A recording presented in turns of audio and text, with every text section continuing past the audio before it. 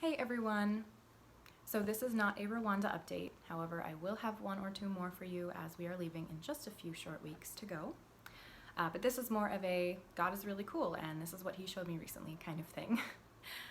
So I believe that God can speak through anything in this life. He created everything, everything is his, so he can, tell us things about himself through anything on earth. And he recently spoke to me through Disney, of all things. I went to see the new live action Lion King on opening weekend, and going into it I was pretty excited for it. I'm a 90s kid. I have a healthy appreciation for Disney. It's nothing too crazy, but it's definitely a healthy appreciation.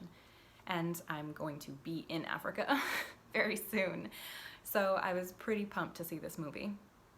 And let me tell you, I was so impressed. It almost scene for scene mirrored the original movie. The opening sequence with all of the animals coming to pay homage to Mufasa and newborn baby Simba, it was just so good. It was very beautifully done. I'm so glad James Earl Jones got to voice Mufasa again. It just wouldn't have been the same without him. I would have loved to see or hear Jeremy Irons voice Scar, but the guy who did voice him was very good. Lots of dark and devious inflections and tone. Now, I do have something to confess, and this is going to be a major spoiler if you've never seen The Lion King or even know the basic plot line. My confession is I did not cry when Mufasa died. I know, I'm a terrible person, but it just wasn't that moving for me. I tried to shed a tear or two just to fit in with the rest of my generation, but it didn't work. But before you start getting angry about my lack of empathy, my favorite part of the movie did make me cry. So I want to tell you about it and about how it showed me part of who God is.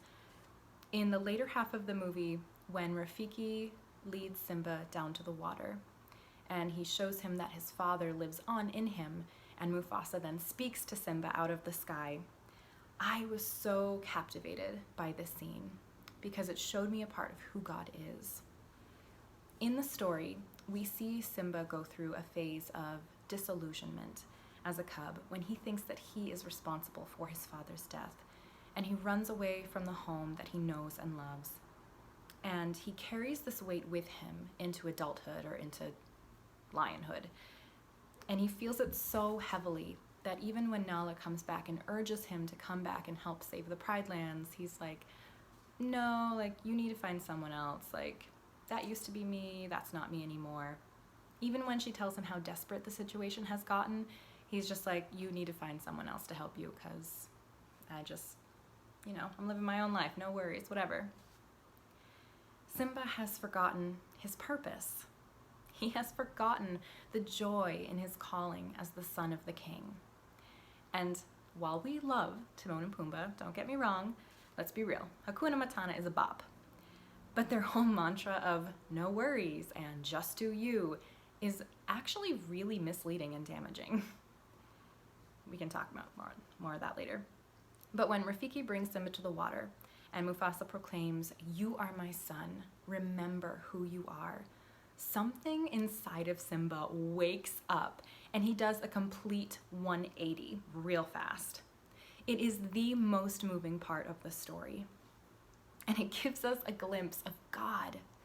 When we are discouraged and living in apathy, when we have believed the lies of the enemy, when we are living only to please ourselves, God reminds us who we are, and especially who we are in Him.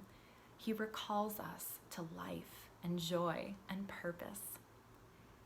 In Scripture, 1 Peter 2:9 says, but you are a chosen people, a royal priesthood, a holy nation, God's special possession, that you may declare the praises of Him who called you out of darkness and into His marvelous light.